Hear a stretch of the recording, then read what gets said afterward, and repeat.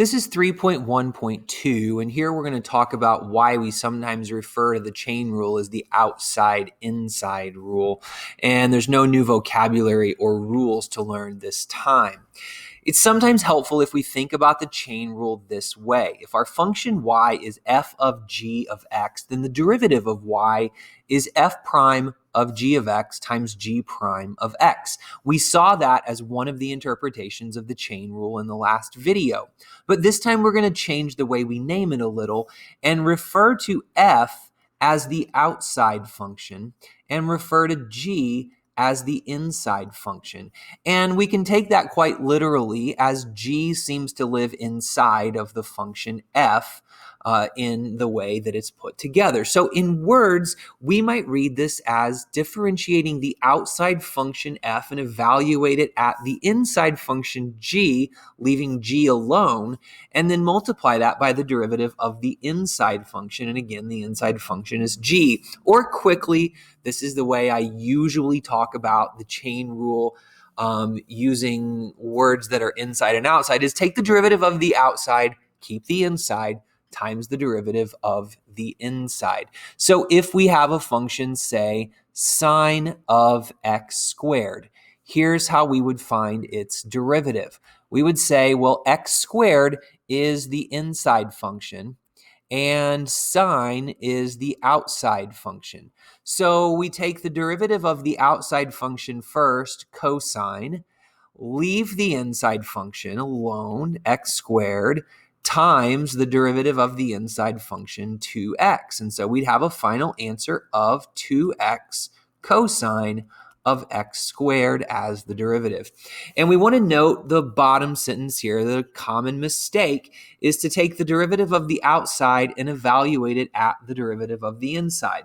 This is especially useful when taking a multiple choice quiz or test. If we were to differentiate, like we did before, the sine of x squared, it's almost certain that one of the distractors, that one of the wrong answers in a multiple choice exam is going to be cosine of 2x, because it's the derivative of sine and the derivative of x squared. This is not the chain rule, though. Derivative of the outside, keep the inside, times derivative of the inside.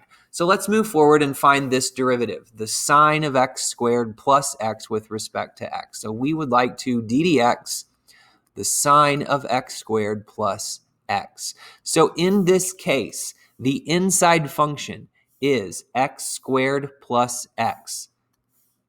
X squared plus x. That's what we refer to as the inside.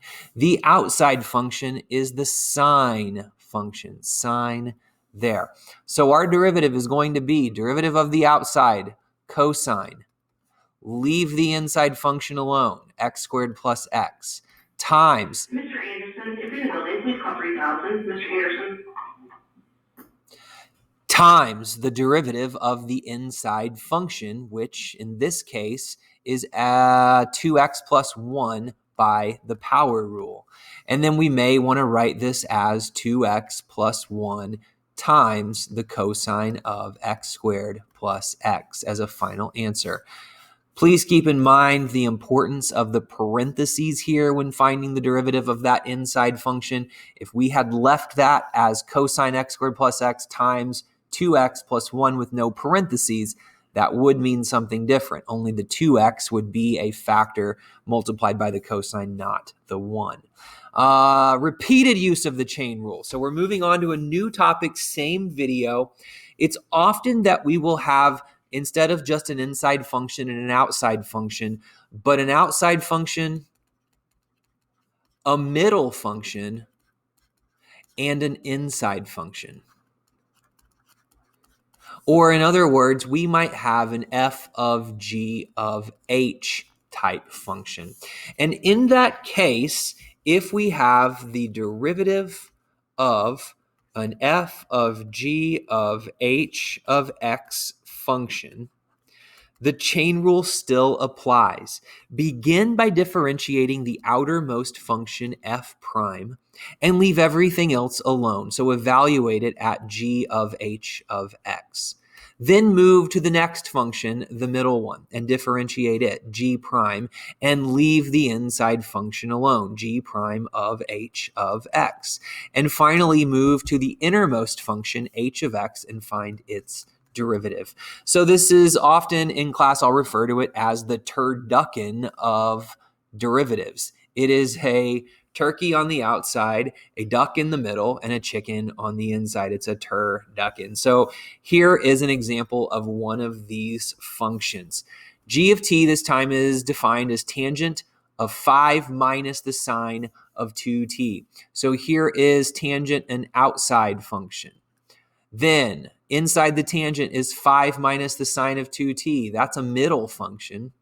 And then here's 2t, which is an inside function. It's inside of the sine.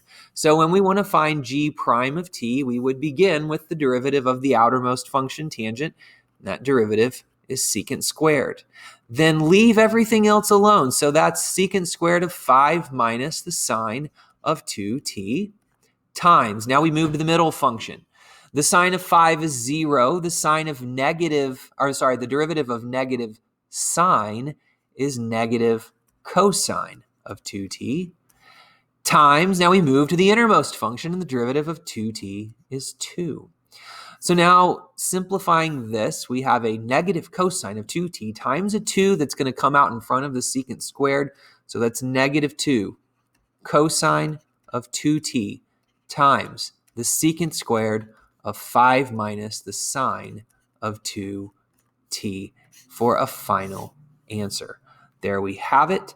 And we have one more question before we end this video. Find the derivative of f of x, where f of x is 1 plus the cosine of 3x quantity cubed. So let's start with the innermost function. It's 3x. That's the inside. Then the middle function is 1 plus the cosine of 3x. And then the outermost function is the cubic function. We'll call it the outside. So when we want to find f prime of x, we will begin with the derivative of the outside. So that's the cubic function. You can think of it as u cubed. So that would be a 3 to the front. Leave the middle and the inside alone, 1 plus the cosine of 3x. And now by the power rule, this is squared. Times, we link up the chain. Here's the next link. We're going to do the derivative of 1 plus the cosine of 3x. So the derivative of 1 is 0. The derivative of cosine is negative sine. Leave the inside function 3x alone. Now the last link on the chain. Derivative of the inside 3x would be 3. And that means we have a simplified derivative of, here's a factor 3 times a factor negative 1 times a factor 3. That's negative 9 sine of 3x times 1 plus the cosine of 3x quantity squared. There's the chain rule linked together 3 times with an outside, a middle, and an inside.